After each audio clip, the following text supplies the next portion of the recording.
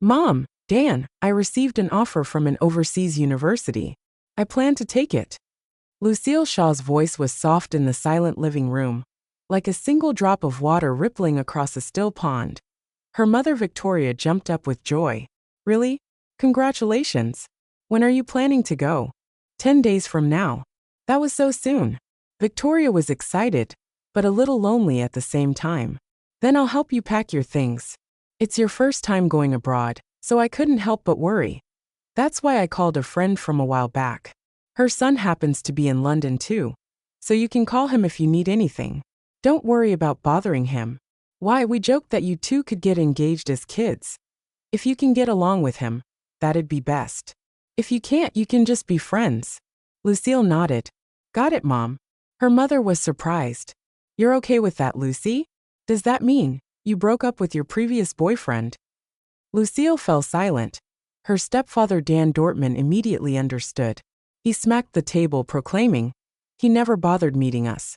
So I knew from the start he wasn't serious about you. Good riddance, I say. You deserve a better boyfriend." Boyfriend? What boyfriend? A voice cut through the depressive air in the living room.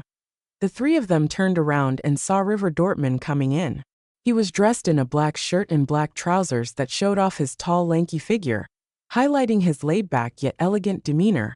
Lucille stiffened before standing up to greet her stepbrother. River. He gave her a long look and then threw his car keys on the table, heading upstairs to his room. That night, Victoria cooked up a feast and even opened a bottle of red wine. She raised her glass, smiling at her family as she declared the good news.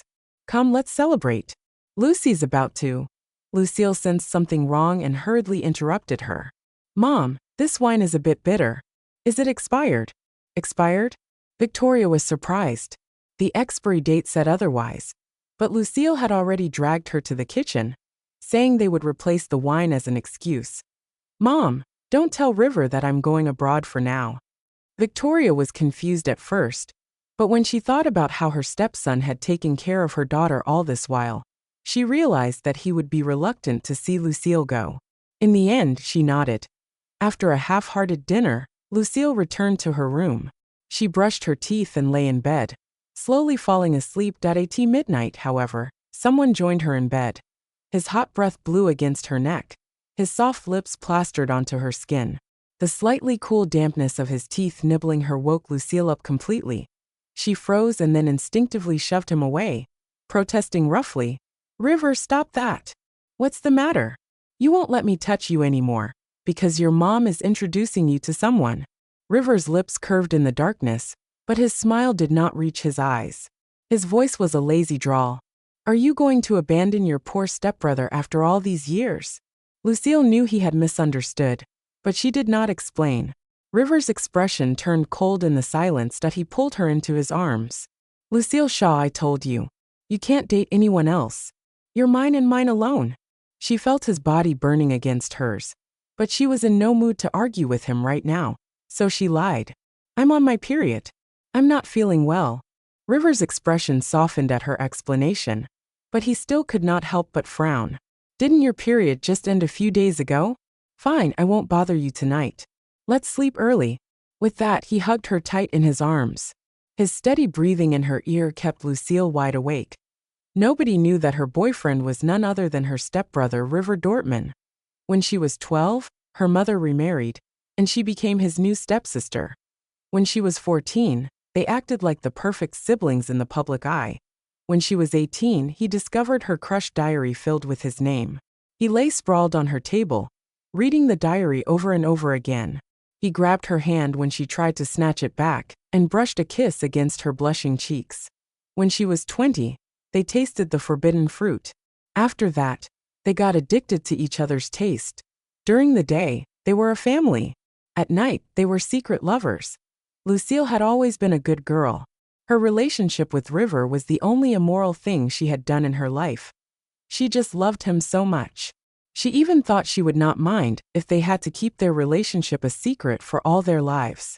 They could just elope overseas when the time came. However, all her delusions shattered when she overheard his conversation with his friends half a month ago. It had been raining heavily that day. She ran to bring him an umbrella, only to hear his friends' voices through the door of the private room. River, what are you going to do with your stepmother's daughter? Didn't you say you were just playing with her? Why are you still together? Yeah, didn't you seduce her as revenge, to get back at her mother for marrying your dad? Don't tell me you changed your mind. Revenge? He got with her not because he liked her, but because he wanted revenge. All the blood drained from Lucille's face. Her brain was blank, and her body shook. Even so, she stubbornly stayed at the door, waiting for his reply. The next second, she heard his cold and cruel voice loud and clear. Isn't it more fun to break her heart once she's well and properly invested in me? I have to take my time. His friends burst out laughing, while her blood froze in her veins. So he never loved her. He got with her, called her his girlfriend, and made love to her every night as revenge, as punishment to her mother for stealing his mother's place. Her mother was happy in this family. Lucille could not let anyone else know about this. In the end, all she could think of was to run away. From this family, from him. That was why she applied to a university overseas. Now, there were only 10 days left until she could slip away in secret. Lucille glanced at the countdown on her phone and pulled River's arm away from her waist. Within minutes, he hugged her again. Every time she pushed him away, he would instinctively hold her back. Eventually, she finally ran out of patience. She grabbed a pillow and put it between their bodies. This time, he finally stopped. She finally had her peace. She knew that their relationship would soon come to an end. She would no longer belong to him. She would stop being his personal toy. The alarm woke Lucille up at 8 in the morning. When she opened her eyes, he was gone. They needed to keep their relationship a secret from their parents, so they had made a promise long ago. River would sneak into her room at midnight every night and leave by 5 in the morning. They had slept like that for 5 whole years now. Soon, though, they would be nothing more than siblings. He would not have to sneak around anymore. Lucille got changed and headed downstairs. There was a woman she did not recognize sitting on the couch. Victoria waved at her daughter excitedly and introduced her. Come here, Lucy. This is your brother's girlfriend. Bring her a glass of water, would you? Sophia Song stood up on cue, offering her a handshake and a smile. You must be River's little sister. It's nice to meet you. Although I've never seen you before, your brother has told me a lot about you. Lucille paused and glanced at River, but she did not ask anything. She simply turned and went to the kitchen to get Sophia a glass of water. After she filled the glass, she was about to bring it to the living room when River came into the kitchen. He hugged her waist and leaned in to kiss her. Lucille hurriedly tilted her head away to evade him. What are you doing? Your girlfriend's outside. River raised a brow and pecked her lips. Are you angry? I forgot to tell you, she's just my childhood friend. She left the country ages ago and just came back a few days back. My old man's rushing me to get married, so I asked her to play along with me lest he gets any funny ideas. You know better than anyone who my real girlfriend is, right? Lucille just listened to him without a word or expression. Finally, she nodded nonchalantly. River was surprised to see her so calm. He thought he would have to spend ages reassuring her. After all, the last time a girl gave him a love letter, she stumbled across it and cried until her eyes swelled up. She would not even tell him why when he found out she had been crying.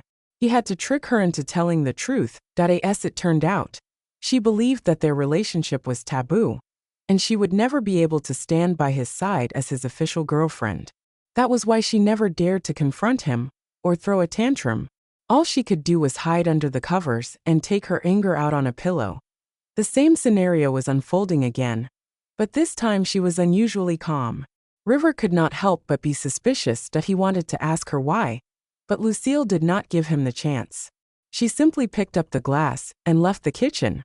Once breakfast was ready, everyone took their seats around the dining table. Sophia was invited to sit next to River. The two of them happily chatted about their childhood, acting completely in love. Sophia had picked up some habits overseas and now liked her egg yolks runny. When River heard that, he gave her his fried egg. She immediately blushed and gave him her half-eaten yolk. River instinctively glanced at Lucille. Her head was buried in her cereal, as though she had not noticed a thing. When she lifted her head to grab a napkin, He bit into the eggs Sophia had given him,